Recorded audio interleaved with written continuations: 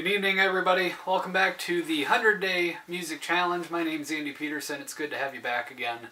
This is day 38 of the challenge.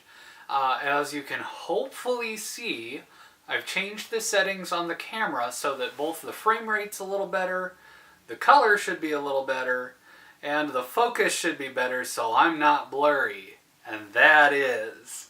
So we'll see how that goes. I'm hoping that it works out well.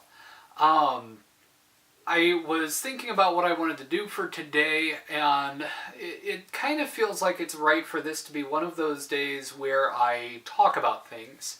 Because we've had a couple of real intense musical days in a row with a couple of really good lessons. Last night doing the testing of accordion and voice on the microphone for this camera, which is again what I'm just using for tonight's video. I'm not using any of my other audio equipment right now. But I've been reflecting on why did I start doing this in the first place, and what has it done so far. I've seen a couple of other people, friends of mine, considering starting vlogs or doing a YouTube channel or something along those lines. Just wondering, what would this do for me? And as I've been looking back on where we started, where we have come since then at the beginning of the challenge, I started this very hesitantly. I was concerned that I would fail in continuing to produce content. I would fail in being able to speak English, which, well, yeah, I just can't, as proven by my last statement.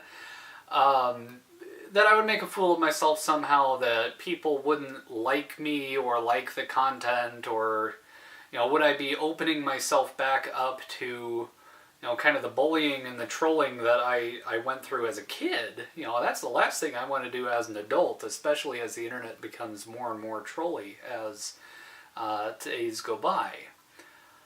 But what I've found instead is a very loving community of support in those that have been following the challenge.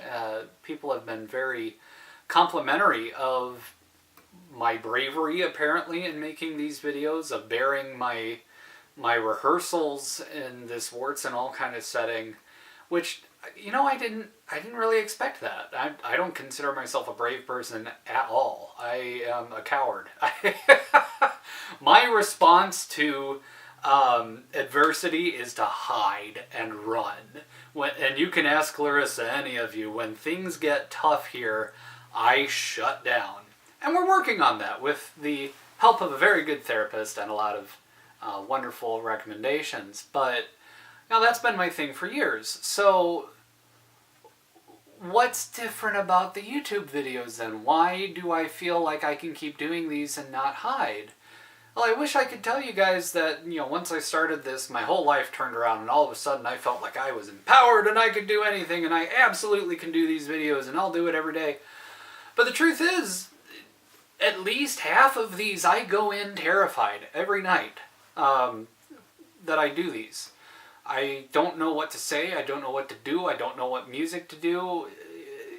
I don't want to just keep rehearsing the same music and be stale.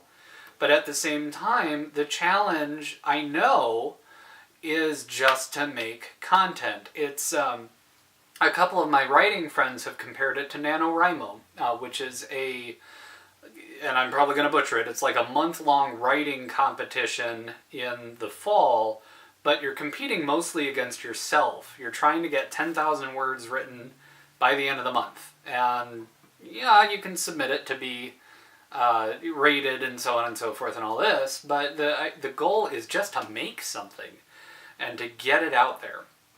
And I think since I have continued my focus on these videos as making content, as I need to get something done and make music every day or talk about music every day, that has really kept me in it. That is a concrete goal instead of my more obtuse isn't the right word, You can leave it in the comments below, those of you who know the word I'm looking for, but abstract goal, that's what I was looking for, of I'm going to make more music, or I'm going to make more videos for my YouTube channel this year, and I'll put stuff out there. Like, well, when? What are those videos going to be? How am I going to go about them? Are they going to be big epics? Are they going to be live recordings? It was so abstract that I was lucky to get a video a year. Because either I wouldn't record the performances I was in, or I would get so tied up in my perfectionism that I couldn't allow myself to create content and put it out there knowing that it wasn't perfect, knowing that I didn't know how to use my equipment properly, or I couldn't get the audio to sound just perfect, or because I would go in thinking, I've got enough talent, I don't need to practice it, and then, oh shoot, when I go to record it, it doesn't sound good because I didn't practice it, and I'm not just going to record it.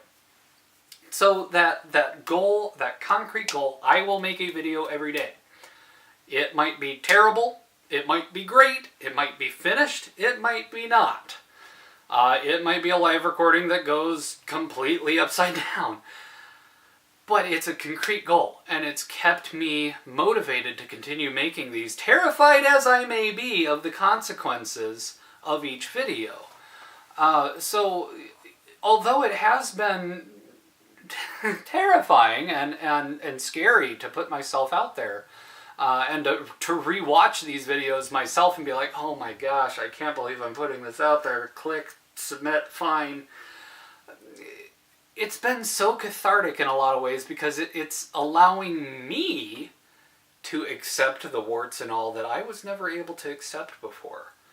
I'm still not happy when I mess up, but it's not a soul-crushing defeat that makes me delete the whole file anymore. Instead, it's you know what, save that one for the blooper reel and put it out there. No big deal. A case in point was a few nights ago when everything went totally wrong. I had stuff falling over, my camera fell over, I wasn't playing well. It was awful. It ended up being a very human moment, and I think we all have those, whether we're on YouTube, in real life, what have you. So I think that's been good. That's been good for me to just accept that, you know what, I need to give myself the same grace that I give other people and acknowledge that I'm human. I will make mistakes, and that's okay. I still need to do stuff. And the music has been so good for me to do every day. It's been uplifting to my heart. It's been great hearing the feedback from you all. I have to admit, the inner narcissist is like, ooh, this is feedback. I love it. People at least tolerate me. This is great. Not that I'm a narcissistic person, but there's that little bit of your ego, your self-worth, again, words that I'm struggling with right now. I have always, there it is, I've always struggled with a low self-esteem, particularly from my elementary school days onward, and a lot of that was tied into bullying, a lot of it being bullied specifically. I didn't feel like I had a place. Music was the only place that I knew what I was doing. It was something that I was comfortable in, that I could always do, and even that space occasionally wasn't a place for me to grow in. Ask me about my cello experience another time.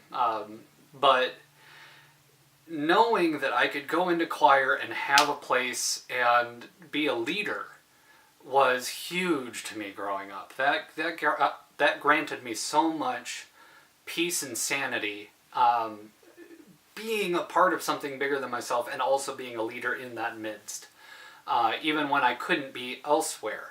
And thankfully, as far as the bullying things go, it got a lot better when I returned to high school.